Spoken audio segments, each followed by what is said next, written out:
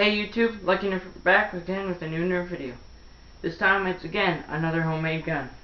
And of course, it's a snap. This time it is a snap pistol. Wow, bunch of hanging hot glue. This is, like I said, a snap pistol. It is similar to all my other pullback snaps, except it is smaller. The spring is actually a K26 still, but it's the part left over when I cut some off and used that in my long shot.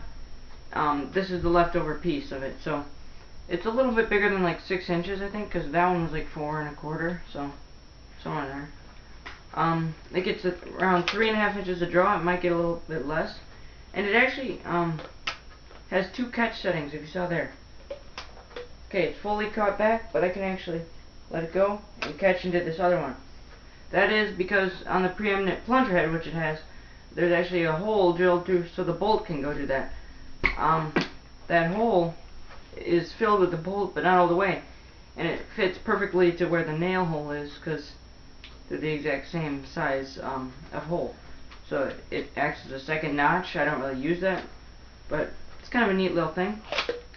This thing, it doesn't even go to full compression. If I wanted to, I could compress it out another, probably that much further, except the trigger would not fit with the handle then, and it's shooting very good with this. Much farther than I originally planned. Originally I actually did plan to shoot like this, only forward facing, so the trigger faced downward like that. I like fit right on there. Really cool and stuff, but that's not how it worked out. It uses a 10-inch cpvc barrel. It doesn't really work that well with hoppers because it's just on the edge of power. It could probably work actually because this shoots a little bit further than my first snap, even though it has less than the same spring. It's because of its better seal, which is packing tape. It shoots around 90 to 100 feet, so it could use a hopper, but I guess I just don't want it to because it doesn't seem so much as a pistol when it's got a hopper on it. It kind of is like a Desert Eagle because it's so giant. It's almost a full gun, but this is a 10-inch barrel, as I mentioned, and it's a little bit longer than the gun itself. So, yeah, so it shoots very good. I was surprised at how far it shot, because I thought I was only going to maybe get 70 or 80, because that's what most people claim with it, but I guess they use a little bit less of a K26. Annoying thing when I was making this is the trigger. This is the 4th trigger I made for it. The first one broke, the other 2 broke just today. One just fell off of the hot glue, so I tried re-gluing that. But then I was putting the handle on, and I was pulling it back to see if it caught, and I did not have the handle screwed in, so it actually came forward and ripped it up like that, and just broke it, and then I made that same mistake again, which is really annoying, but it didn't work out that way. The 3rd time, so I finally got it.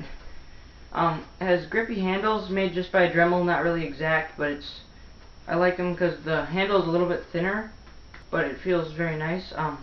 It also has a 1-finger trigger, which I think I like better now because even on my pump action snap, when you're pulling it, it comes back and hits your middle finger a little bit. But I should probably have more screws for the handle and the catch thing, but I only had this many screws left, so it's being held in by like a little bit. If you look here, the cap isn't really even.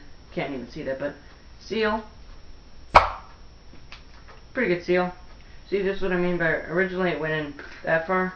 The K26 just shrunk that little bit, but it's a pretty basic build and everything with the rubber washers and all that kind of stuff.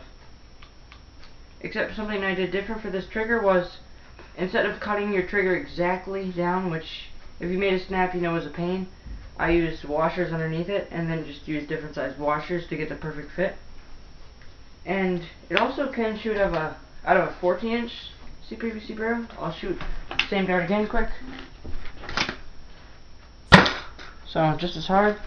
And the thing that I actually tried out originally was I had some pretty loose streamlines that fit in cpvc loose, and it went super far, like 110 feet, not even lying.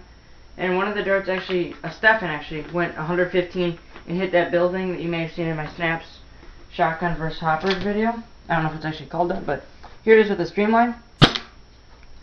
Oh crap. It actually vacuum loaded it in, and now yeah, that's kind of a ruined streamline now.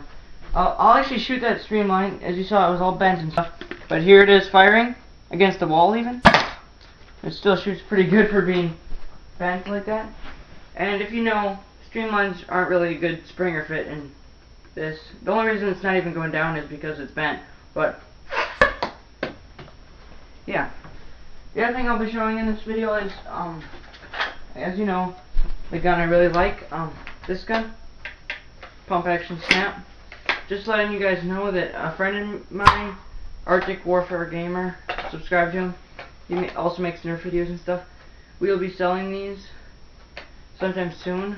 We're gonna buy the materials soon, and like springs and stuff. And just wondering if anyone was interested in buying one of these.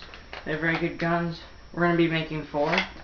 One for him, and some of his friends might want to buy them. But good seal, good range, all that stuff. But this gun is amazingly fun to play with. And this is like something you can use at a war if you don't really want to carry around, like say, big hopper gun, the bow and arrow one.